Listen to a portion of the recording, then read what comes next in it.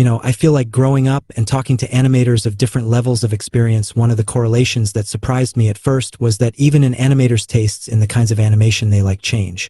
So much so I think I can almost guess what an animator likes more accurately by factoring their experience. I'd like to ask you if you still remember what good animation looked like to you when you were younger. I think animators that are just starting out, particularly younger animators, have a very specific and pointed preference in animation that they think is good. Well, I remember back then I was really attracted to simplicity. I used to get seriously put off by the use of heavy shadows and highlights, so I gravitated toward Norio Matsumoto's animation because he'd intentionally excluded shadows where other animators would assume it was expected. Like back then, it took me a while to see value in some of the best animation out there. I remember I turned my nose up at both Cowboy Bebop and Evangelion because the styles were too detailed for what I was interested in. And when it came to the movement, I really liked when things moved in a way I didn't expect. Like it could have been the best-looking hand-drawn 3D rotation in the world, and I would not have cared. I wanted to be surprised. This was all before I had the vocabulary or knew any of the animators' names, though. I just knew something about it was getting to me. I think the fact that he doesn't draw shadows really affects how he puts down black lines. Especially in fabric, I think there is always an extreme frustration where not putting down a line for a fold feels like too little, but putting down a black line is way too harsh, and so as an in-between we'll use shadows to record those forms in the drawing. Norio Matsumoto, I think, excelled at visualizing the balance of his drawings when it was finished as a cell rather than the drawing he put down on the animation paper itself. I don't think I ever really thought of it that way. I think for me it was like the drawings already sing without shadows, and adding any more to it just felt like muddying it up. I remember when that internal shadow trend started for clothing and it never really landed with me. Oh, now that you say out loud, I guess that was a trend. Actually, it's funny because now you ended up bringing back a lot of those heavy black shadows for the Hades trailers, and before that also in the Invader Zim opening. I guess I might suspect that some of it is just a result of the art style of the projects themselves, but it looks like you've worked your style around it, so I'm wondering if that opinion aged somewhat until now.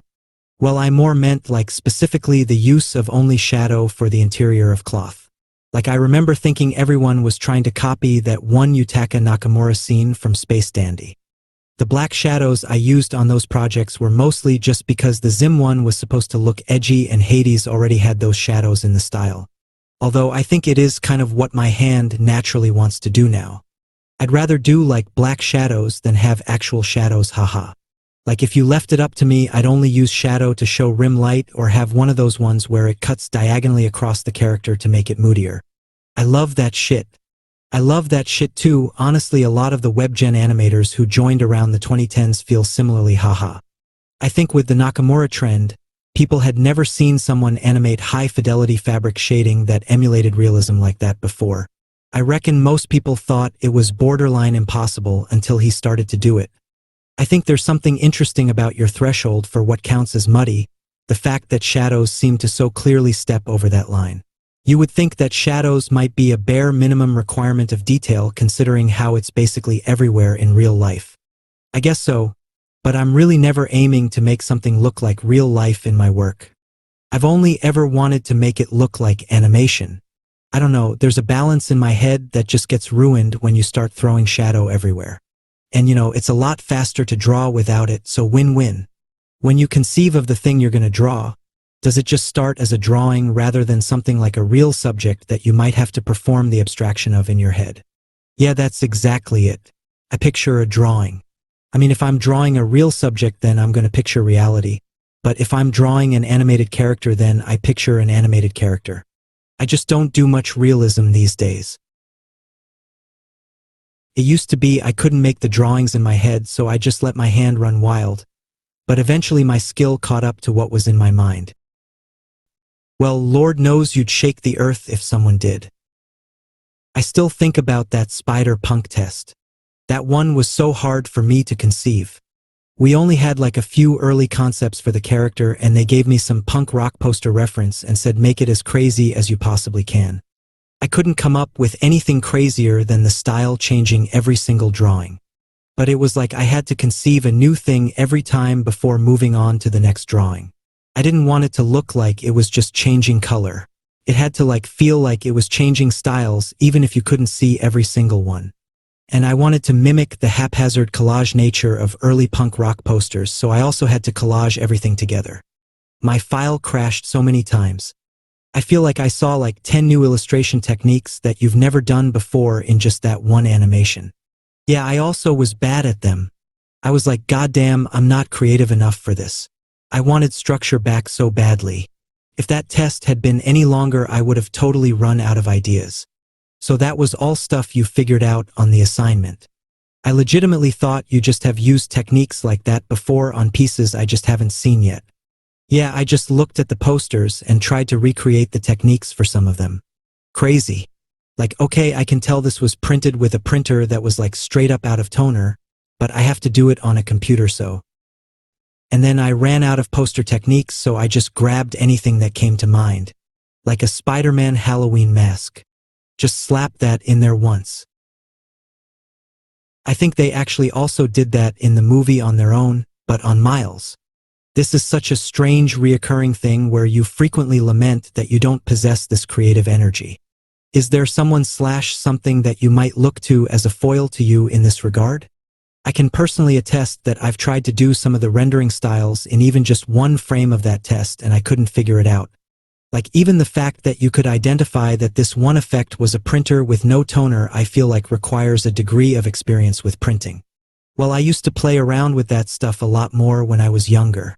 And thanks, but I never felt like I was really getting anywhere with any of those styles.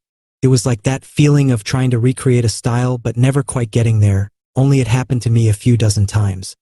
I mean, where would you like to have gotten to? Anything closer to the look they created just by experimenting. It never felt like I got that authenticity. And for Spider-Punk, structure was the thing that was distracting you from that stuff. Well, I'm used to structure. Usually in production, the quality of your work is measured by how well you met the director's vision and how well you stay on model. I'm used to doing that, but here they were telling me to just go off on my own and smack it as hard as I could with every creative tool available to me. Actually, I struggled a lot with that on that production because anytime I got Joaquim's boards, I had a hard time moving away from them. It was like, okay, I don't want to mess this up, so I'd do a very literal interpretation where I'd be careful to keep everything he put into it in place. And then we'd get to review and they'd be like, can you do this again but mess it up? When you went and messed it up, did it go through? Basically, yeah. Sounds like you really have to strain yourself to do this other thing they were asking you to do, haha. Well, it's just difficult when you get a storyboard that's detailed. It's like it's telling you you must do it like this. Animatics do tend to be pretty compelling to work with. I guess you've never really worked off of a comic panel storyboard aside from when you worked with Chengxi Huang, right? Even he would do animatics and his panels had a specific blocking to them, though. Not sure if that dampened the effect storyboards have for you. You're forgetting we both worked on that Carol and Tuesday thing a while back. It's not the timing that gets in my way. It's the drawings. With Chengxi it's fine because I can more or less just use his poses and I'm pretty sure he'd want it that way anyway. And I think on a TV production Joaquim would have been happy with that too. But we were on a feature together and I was supposed to be trying to invent things every time I made a test. Or at least it felt that way. Apparently it feels that way for a lot of people in feature. Yeah, I did forget we were on that together actually, my bad.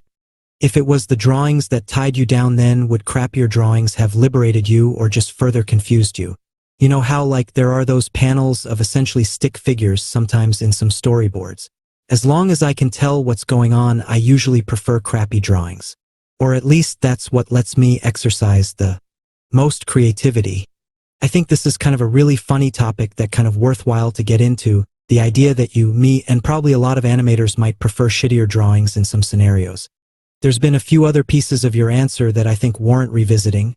And if it's alright, I want to backtrack through this conversation back up to the opening question to kind of tie it back up in order to continue discussing that very first answer. Crappy is obviously reductive from my part, but I think more specifically I really prefer drawings that are sprawling and suggestive rather than simple and discrete, if I had to say.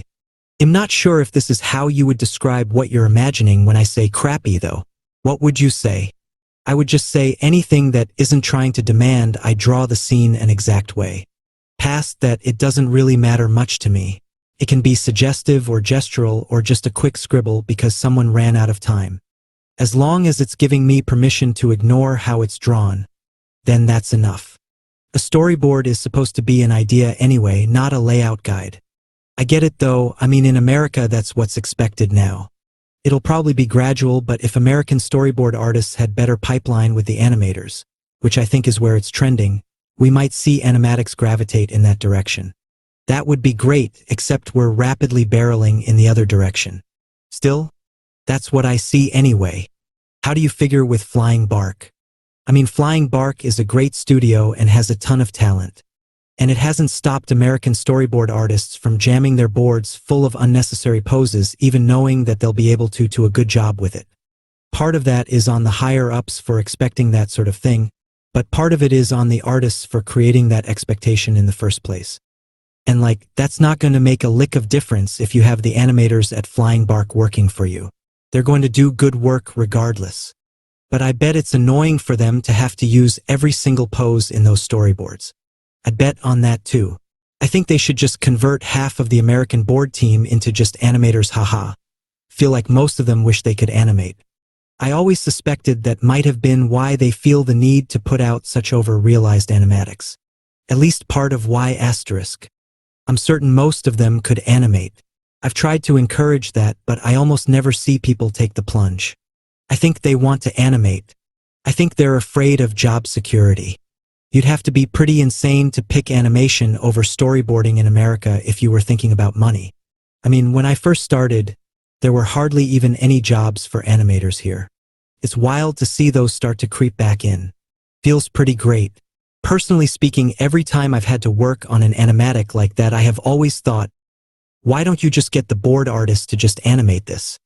I'd claim that animatics like that hold back the potential of the entire pipeline if you have talent like Flying Bark. The animatics really force the hand of the animators to produce extremely snappy, darting motion because that's pretty much all you can afford to do while still stringing together the poses in each scene. Particularly when there are that asterisk many panels. You know, if there's a sheet timer involved, the animators that get that are forced to use all of those poses too. They don't get a choice. I think it's probably different for Flying Bark since they work entirely digitally. But I'm speculating. But yeah, I'd agree with you. If you made me use all of those poses, it would seriously hold back my work. Luckily, I've never been contractually obligated to. I would cut poses all the time and no one was ever the wiser. Yeah, I have also been very fortunate to bend rules and get away with it. First time hearing about a sheet timer. So when America started outsourcing animation to South Korea, they needed a way to communicate the timing of the animatic and the lip sync to the animators there. So some old animation people became sheet timers who write this episode-long X sheets that include all that info, including compositing direction. I'm summarizing a lot here, but that's basically how it went. And the sheet timers are ancient now. They don't really train new sheet timers. Every sheet timer I've met has been in their 60s at least. But as an animator on one of these productions, you just get your section of X sheet that pertains to your scene and all the timing and posing has already been decided for you. You basically just make it on model and add breakdowns. So now picture you're handed a scene where the storyboarder chose to draw over a dozen poses and they didn't understand animation. You can see how frustrating that would be. Most of the union productions I've been on call them scenes, by the way, not cuts. Just sounds like all of America's pipeline problems are concessions to having to make overseas outsourcing work yet again. Scene lengths are also getting tighter and tighter too. It's honestly kind of crazy how much your work is shaped by how long a scene is. I've had to forego so many ideas, probably like at least half, just because that specific cut was 6 to 10 frames too short. As a specific example, it is impossible to animate the kind of floating, weighty quality that you find in old Disney or Satoru Utsunomiya, or Hashimoto these days unless you break the time length pretty egregiously. Well, traditionally the scene length is decided by the editors and not by the storyboarders. The editors are actually in a different union, so they really don't like it if artists branch over into timing. The union, I mean, not the editors specifically. But yeah, in American animation they tend to cut much faster. It's just what's taught. People always said that my scene lengths were super long. I don't think I would have ever thought that would be a factor in this. Wait, then who comes first in the pipeline, the storyboard artist or the editor? The storyboard artist does. Then it gets passed to an animatic editor who times it. But these days we have a lot of board artists timing their own animatics before the editor ever get it. That pipeline seems to make a lot more sense when I remember that until recently storyboards were ostensibly comic strips. I mean, they still are. No matter how you look at it, it's an animatic. People are just conflating them because the storyboarders still identify as storyboarders, and so when they post their work on the internet they say, "These are my boards." I think I've done the same thing actually. Sounds like it could demand a lot of correspondence to get it right. I feel like it would be more a matter of just directing the timing situationally, but yeah, overall I don't think I need to have full control over that. Interesting. I don't need full control when I direct. I just mean it gives me something to consider about my own preferences. Not sure I have considered the opportunity to delegate handling that before. Well, if you find a good animatic editor to work with, let me know. You know what? I will consider it. I might have some candidates in mind. I mean, I'll probably keep timing these smaller projects, but for a full 22-minute episode, I'd be very eager to hand that off. I'd be eager to hand off the storyboards too, for the most part. Give it to me. Deal.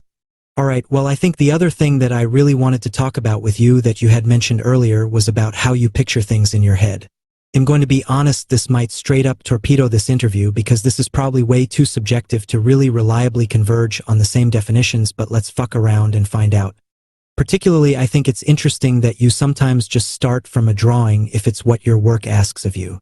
But over the last few days, I sort of started to check with myself if I might also do that. I think I do too.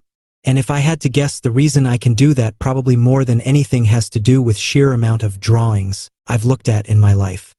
It's kind of weird, but like at some point the drawings you see sort of are real, much like the buildings and people you see are real in the way that they occupy your surroundings. You sure about that? You haven't been able to see them since you were a kid? You know, I really don't know. I could remember cartoons that I had seen, but when I drew it was always beginning from imagining what the real thing was, and then working it down. It wasn't until my teenage years where I started to emulate artists that I could begin to start with a cartoonized image. Frankly, when I started to emulate Nakaya Onsen, it was probably the most palpable moment where I could do that. I always had trouble with configuring the ribcage and pelvis, but when I started to emulate the way Nakaya Onsen drew, I literally started to be able to draw anything I wanted to some extent. You bathed in the knowledge of the Nakaya Onsen. More real than you can imagine. It was like discovering a cheat code. It was a little different for me. I was always able to picture cartoons since I was very young. Emulating other artists for me was more about training my hands. I remember I used to like overlay them on my vision and watch them doing things in whatever room I was in. Seriously? And at some point I stopped doing it because people thought it was weird. I'd just be staring off. I just figured it's something everyone did. Or could do. LMFAO, how old until you found out? I mean, I think I just found out now. I haven't thought about that in a long time. It's not like I ever talked about it. I kind of want to ask if this was also true with respect to motion. I mean, did the cartoons you imagined move in a specific way? It was so long ago now. I think they just moved like cartoons I'd see on TV back then. I think where our last conversation ended off, I was very interested in how drawing and more interestingly consuming animation might have expanded the sensitivity of your visual imagination. You know how like people who are very into music are extremely sensitive to the texture of certain sounds, or even how people who have a wider vocabulary to describe different hues allegedly appear to be much more sensitive to subtle hue changes. I think stuff like this is well understood in the visual sphere for static images, like how people are able to describe a painting or a photo in terms of hue, lighting, brushwork, composition, etc.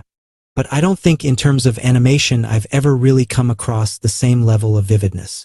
I know at least for me, watching animation has given me the capabilities to picture differences in my head that I don't really have the words to describe.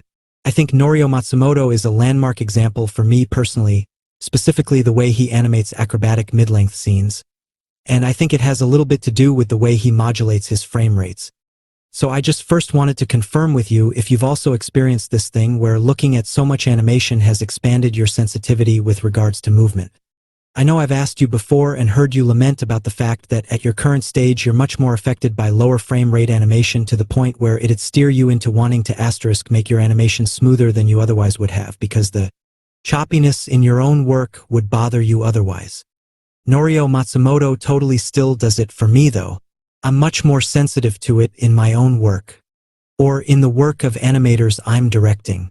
I'm a lot less bothered if it's not related to my work at all. If I'm watching someone else's work, I'd rather try and turn the criticism off and try to enjoy it. Before you start animating a scene, do you imagine it in your head first? I do, yeah. I usually do some thumbnails of what's in my head and then move on to storyboards.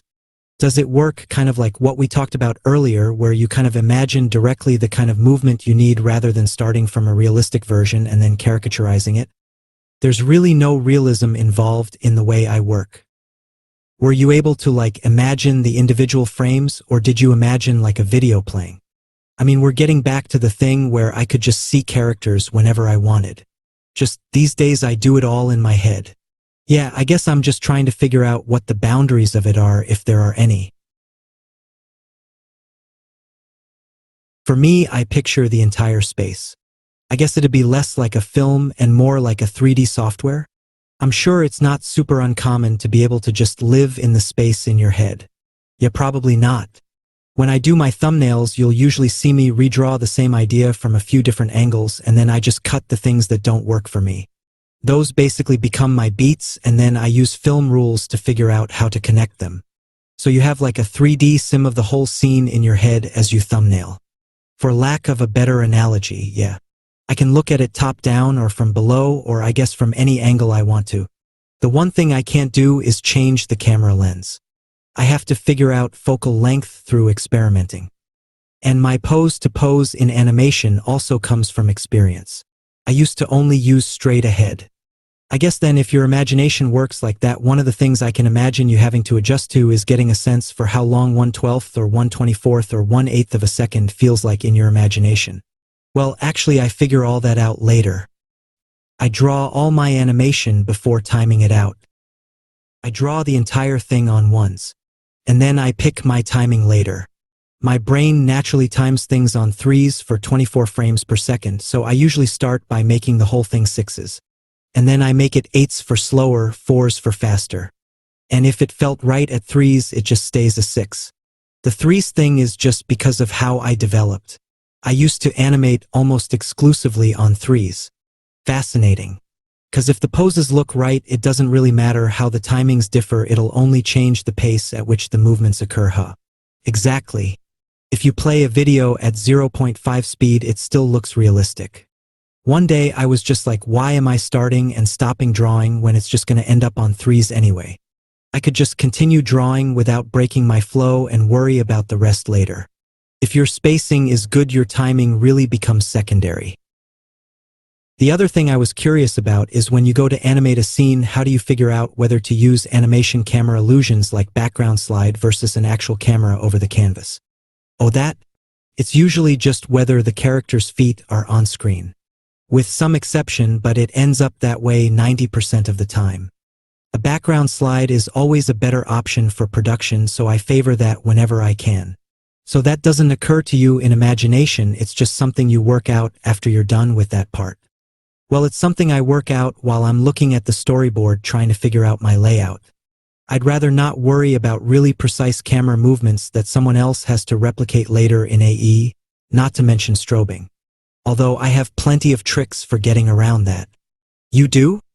And then if you're working with an Asian studio, you probably need to think about paper and peg switching, and it's such a chore. Like for example, I would do things like create a 4-frame camera movement for a 4-frame hold. Can't strobe if you just freeze the character in place long enough for the camera to zip past them. I had someone try to rewrite my X sheet for that once, citing strobing. And I was like, did you actually look at this or what? Wait, if I'm understanding it right, you just animate the camera at 4 frames per second? Well, that was for a quick movement. But like, for a longer one, you can use the same principle. Say you need to make the camera pan quickly over the scene, but it's like 12 frames.